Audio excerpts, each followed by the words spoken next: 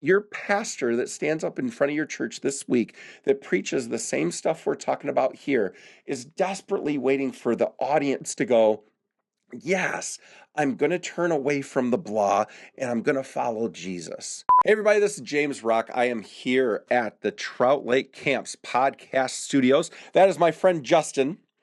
And Justin and I have made an executive decision. Um, I was making it while the podcast was going on, and Justin made it upon watching the podcast and trying to edit it. But number 16 from week 6.1, we honestly shot here a couple weeks ago, and neither of us were happy with it. There's all sorts of reasons why we were frustrated with some other things going on in the world, but I just want to be honest with you. I'm reshooting this episode, changing the order. I'm going to try to say pretty close to the same things because I still think the same things, but we just are trying to tighten this one up. And so again, I don't know why I'm trying to be so honest with everybody all the time. It's just this thing we're going through, and so I'm trying to just be super clear and concise. Don't yell at us. We're just trying hard. If people want to yell at us, Justin, what should they do? They can click the like button twice. That is a brilliant idea. Then we'll know for sure that they're mad at us. And so let me go back in time here. We, at the beginning of the podcast, some time ago, we were quoting J.I. Packer. And again, I said we weren't going to get too hard into this, but he said, the Christian is committed, a Christian, any Christian, okay, is committed to a lifelong fight, okay, against the world, the flesh, and the devil. And again, he wrote this in the 80s. The devil was a big thing there. We're not going to go there. A Christian is committed to a lifelong fight against the world or the flesh, okay? Mortification is his assault on the second. So what we're trying to do is we're trying to, as Christians, beat up the flesh and not be leaning towards the things of the world, but leaning towards the things of the Spirit, okay? Peace and happiness, not death and destruction, okay? The reason why I go back to that is there's a couple things going on in the world. It is 2026 as I'm filming this. It's almost summer. Yeah, it doesn't matter. You can be watching this anytime, any place, anyhow, right? In today's world, there's something really interesting going on that people in ministry are feeling. I don't know if it's around the world. I do know it's around the country, and I do know that it connects to junior high kids, maybe a little bit younger, senior high kids, maybe a little bit older. And I do know what's happening in some adult circles as well, but that's not what I spend a lot of time in. Is a guy who runs a children's camp that does first graders through 12th graders. Most of our staff is high school kids and college kids. We'll have over 170, probably almost 180 college kids that'll come be on staff at Trout for 14 weeks this summer, give or take. And we can feel as a ministry that something's changed. And we've got some guesses about it. There's a while there where it was kind of fun to mock Christians and kind of fun to shake your fist at them and tell them that they were stupid. There was a while there where the pendulum swing was swinging towards, hey, you guys, really nothing's nothing. There was a while there where the Bible was getting mocked pretty hard. And where did it even come from? And this is just made up stuff upon made up stuff upon made up stuff. And there's also maybe some things that the church is changing in the way that we're reaching out to kids and junior high kids and high school kids and college kids, that maybe we're figuring things out a little bit. But we know that church attendance, actually a friend of mine just shared a statistic, for church attendance is going up for the first time since COVID. Did you know that, Justin? They just released that. I think it was Pew Research, one of those, that was saying church attendance is up. Do you know what kind of churches? I think it was just kind of Christian churches in general. I don't know the specifics of it. I read the little snippet, like you do when you're scrolling and you shouldn't be. Actually, it was an email that was sent to me, but I read the little snippet and it was like, hey, it's going back the other direction. I know from talking to my friends that baptisms are unbelievably up. That just something unbelievable is going on in the church, and it's a lot of young people. I know they're just talking about, and again, I may be quoting it wrong, but I think it was like the University of Ohio just had a huge revival in it last week, where just a bunch of college students just got a hold of, and it was a secular university. And again, please don't get mad at me if I quoted the wrong school. I'm not doing it on purpose. Um, but just for some reason, in even camp, our numbers are up, and my fellow camps that we work with and hang out with all the time across the country say, wow, there's so many parents sending their kids to camp, to Bible camps, which is great. And even though the birth rate is declining, which is scary for somebody that runs a kids camp for a living, the birth rate's declining, but the amount of kids getting sent to camp this summer is way more than last summer. And the interest in being on staff at camp in high school kids, that had been declining. Right now, it's way up for us. College kids is way up for us. And so, in general, there's just something going on. And the reason why I bring this up is I think it's hard to figure out why in the world is this guy in Justin trying to do the sinless thing.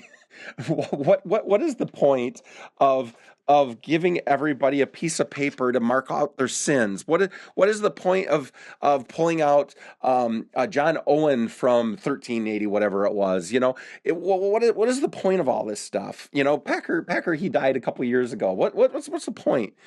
In I think part of the reason why we wake up in the morning and do this podcast, or we wake up in the morning and try to do sinless, um, is honestly for me, I f- I'm feeling a little guilty at the same time I'm feeling all this excitement about what's going on in the world. Um, I've been in ministry a long time. The first time I was a maintenance person at Bear Lake Bible Camp in Jones, Michigan, in 1988, as an intern. And then I spoke at a few churches, and then I had to go into the business world and get some money so I could get married. Then I went to a place called Gull Lake Bible Conference, and I was a cook and the program guy, and I was there for 5 years. And then I came to Trout 27 years ago, and have been kind of doing the stuff that the Timothy stuff that you're about to hear about, soldier, farmer, athlete, all that stuff. That stuff that I was doing a long time ago. Um, and there's a little bit. It's this weird thing. It's like um, there's a little bit of a vacuum of lack of leadership in the Christian church and Christian ministries right now. That late 20s, early 30s to late 40s, early 50s, when a Christian organization goes out and says, "Hey, we want somebody to come lead this organization," it's crickets. No, I'm not saying it's nobody, but it's crickets. Um, and that's a generation, multiple generations of students that have come through my ministries. Um, and for some reason, there's a couple things going on. One, there's some people that very purposefully turned away from the faith. Um, and here I am as a guy that was really investing in people for years and years and years and years. And I would have somebody come on our staff, Justin, like you back in the day when you came on staff. And I'd see Justin and I'd go, now there is a follower of Jesus. That guy is going to change the world. Little did he know he was actually pointing behind me to the Aaron was standing yeah, behind you somewhere. over, over. and and so you find these students coming up through the system, and you get so excited that, man, this is going to be the one that changes everything. This is going to be the follower of Jesus that stands up, and people go, ah, yeah, that. And the last couple of years have been kind of difficult because you look at the crowds that are coming up through, and they were diminishing. They weren't increasing. Um, and you invest in these individuals, and you hope and pray for these individuals that are going through, and you find them, and you're like, you are the most amazing young lady I've ever seen be the cabin leader at a Bible camp. You're the most amazing young man that I've ever seen stand up on stage and play the guitar, and lead worship.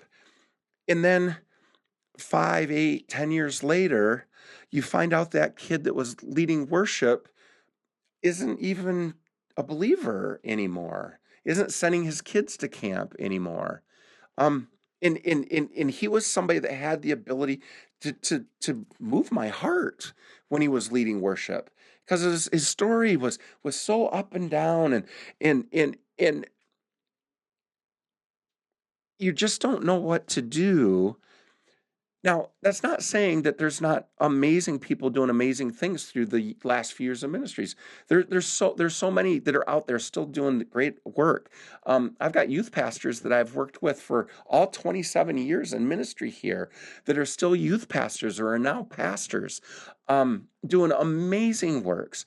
But I also know so many people in Christian ministry or just followers of Jesus that you hear these rumors aren't quite right. You just hear these changes that have happened in their life, and they've fallen away.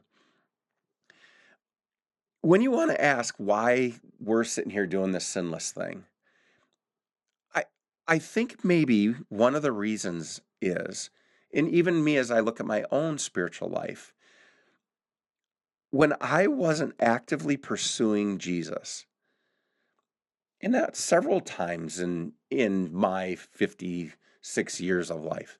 That's several times in the last year of ministry, when I just got disheartened or got off put by somebody or got irritated or was just a human. The thing I love about this Bible, find how many great people that don't do anything wrong are in here.